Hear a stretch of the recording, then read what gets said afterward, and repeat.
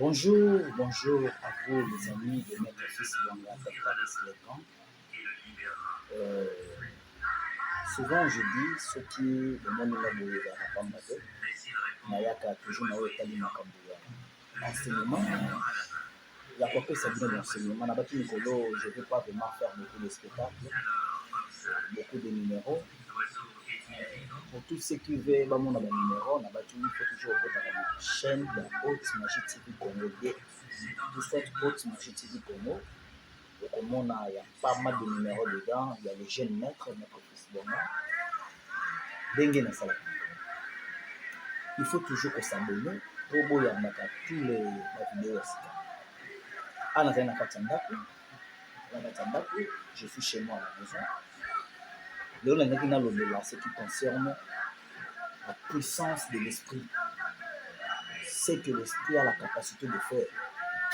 Souvent, il faut m'écrire sur plus 243 89 29 56 22 ou plus 243 82 00 63 60. Sur Facebook, vous pouvez écrire dans la barre de recherche Maître Fils Bonga. Maître Fils Bonga. Au monde, il y a des publications, il y a tout ce qui se passe. La puissance de l'esprit. Puissance de l'esprit, c'est quoi? Chaque être humain a botami na obabengi pouvoir, puissance na kati. Mais le ko ça va dire pas si to yebinde ko développer en été. Nous avons des pouvoirs en nous. Nous avons la capacité, nous avons le pouvoir de donner un bon, de donner un musala, de donner un amour, de donner une chance, de chasser l'énergie négative, tout. Parce que nous avons ce pouvoir. Parce que surtout que la jeunesse est 26. Vous allez voir qu'on dit, puis Dieu dit, faisons l'homme à notre image, selon notre ressemblance, afin qu'il domine. Dominer, c'est quoi? Quand on dit afin qu'il domine, c'est-à-dire Dieu a doté l'homme de pouvoir. Dieu a donné à l'homme des capacités, puissance pour dominer sur tout. Dominer sur l'argent, dominer sur le travail, dominer sur l'amour, dominer sur toutes choses. La domination. Lélo, il y a pas mal de personnes oyo ba boma ba pouvoir na bango à partir ya ba pasteur ou ba simba ba à partir de sika ba kota à partir ya baso ba kota na bango na ba rapport sexuel à partir ya ba ninga à partir de sika kovanda à partir de ya biloko ba kozwa. Vous avez tué vos pouvoirs. Boma va pouvoir nous donner. Alors, comment développer le pouvoir aux gens en quartier? Nous devons développer le pouvoir aux gens en quartier. Parce que quand on a développé le pouvoir, la capacité aux gens en quartier, il y a la capacité de bien dans ça.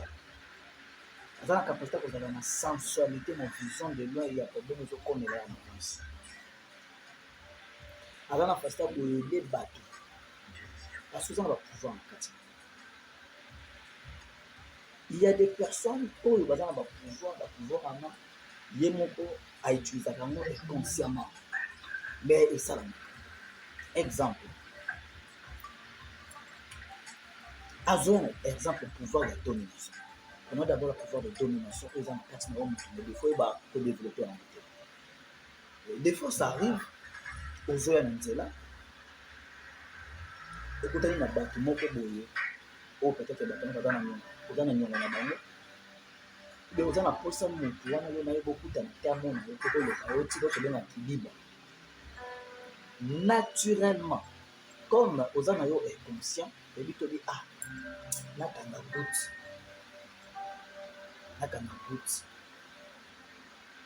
il faut que tu dis na kanga bout tu as donné de l'ordre à votre esprit afin que l'esprit a optimisé à contrôler la nature en fait et dire d'office tant au kandi goutte au marché de badona ah ba mona dio et brusque on va comprendre que au leki vraiment quoi OK il va se tout ah il a leki là Pourquoi? Au salaire nature et consciemment. Bibi si pouvoir moi na kati na yo mais oyo yo moko omiyebi te. Ça vous est aussi déjà arrivé? Otangi kombo ya mutu moko trop, obeta lisolo ya mutu wana trop. Parce qu'il y a un adage qui dit quand on parle de lui on voit sa tête. Otangaki kombo ya histoire ya mutu, otangaki kombo ya mutu. Oh, ntango ozobenga ozotanga kombo bozobeta lisolo ya mutu wana. Exemple, maître fils bonga, maître fils maître fils bonga. Et directement omona bo maître fils bonga komelo en privé. Omona bo maître fils bonga avec publication na Facebook ozaki na pesa numéro na. Puisque tu as le black combo de prénom, moi, c'est un numéro de billet, tu as mis à se présenter. Pourquoi? Le fait qu'on réciter combo ya Moutouana, aux akobé na télépathiquement, aux akoporter na carte à penser na en esprit, il y a qu'on a besoin de réciter parce qu'il y a un nombre de fois dans la sur le plan spirituel, c'est le signe du zodiaque, le signe astrologique. Il y a beaucoup d'exemples. Puissance de l'esprit marche avec la foi. La foi, c'est ce qu'on appelle la foi. La foi, c'est la positivité. La foi marche avec trois choses. Nous avons la foi avec action, nous avons la foi avec concentration, nous avons la foi avec méditation. Donc, celui qui a le pouvoir en lui, il faut utiliser la foi avec trois ces choses-là. La foi avec action, la foi avec concentration, la foi avec méditation. Posez-moi des questions en privé, comment développer foi avec action, avec concentration, avec méditation. Je vais vous donner presque toutes les pratiques là, comment ça se marche. Il y a des gens qui voyagent avec la foi, avec le pouvoir de l'esprit. Il y a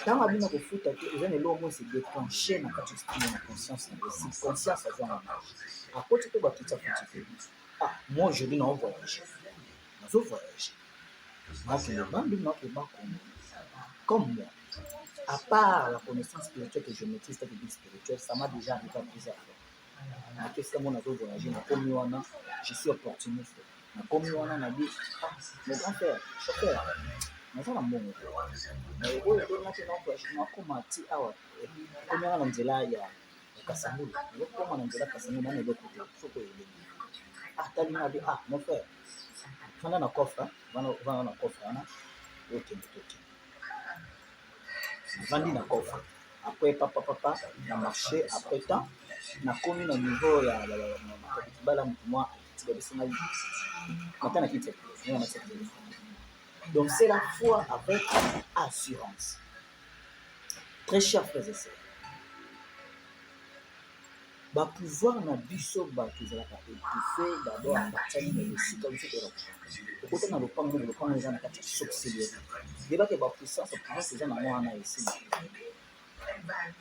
bato otamboka na bango oyeba kote dambonana te baami pouvoir na yo kozala étouffé mwasi mo bolinga yo kusha na yo oyebaka te tabana na yo pouvoir na yo ezala voire même biloko toliaka masanga. La Bible dit si vous avez ce que vous avez la foi pour déplacer la montagne, et ça spirituel, et ça physique. Déplacer des montagnes, c'est-à-dire déplacer les arcanes, déplacer donc il y a un problème parce que tu as le pouvoir de déplacer. Dans la province de l'esprit, ce que l'on croit devient vrai. Il faut éveiller ton esprit. Nous avons toujours l'éveil de l'homme marche à des dimensions. Marche en esprit et en corps. Ce que l'on veut développer, nous avons l'esprit, nous avons endormir l'esprit. Il faut esprit nous à école la ligne nous avons développer. Olingi au développer l'esprit nous. Olingi au va initier dans la plus haute connaissance magique. Contacter maître fils en privé. Ce que l'on veut chaque jour dans temple, il y a une émission. Ce que l'on veut en ligne dans l'émission, nous à la distance. Il y a des livres. oyo bana kotanga balivre pdf na téléphone parce que lona bafamille tozali so bakuti na kati ya ndako peut-être ovani na kofa yonga bien concentré totanga ngo bakomi la plus haute magie mwasi ako obanga yo papa ko obanga oyo bakobanga na kati ya téléphone na yo moko okoyeba kozwa batraité méthodique de la magie okoyekola connaissance okoveille esprit pour éveiller esprit kozwa esprit na baméditation na concentration na bapratique okiti oyo eza ebele oyo koyebe odéveloppe na kati ya bino yo po okoma mpe lokola jeune maître fils bongo donc je suis un jeune moke naza na kati ya problème nakoloba ebele te plus 243 89 29 56 22 plus 243 82 0060 350 oza na baquestion oza na bapose eloko moko tena na spiritualité contacte notre histoire kanga kaka eloko moko oza na bapouvoir na kati na Dieu nous a créé avec le pouvoir ya kodominer surtout alors pouvoir mpo bakodéveloppe yango vu que bi kodéveloppe yango mpena kofa kosouffrir alors pour développer yango contactez mon maître fils viens en face pour na lobe à distance la correspondance je vais vous apprendre des choses merci bonne journée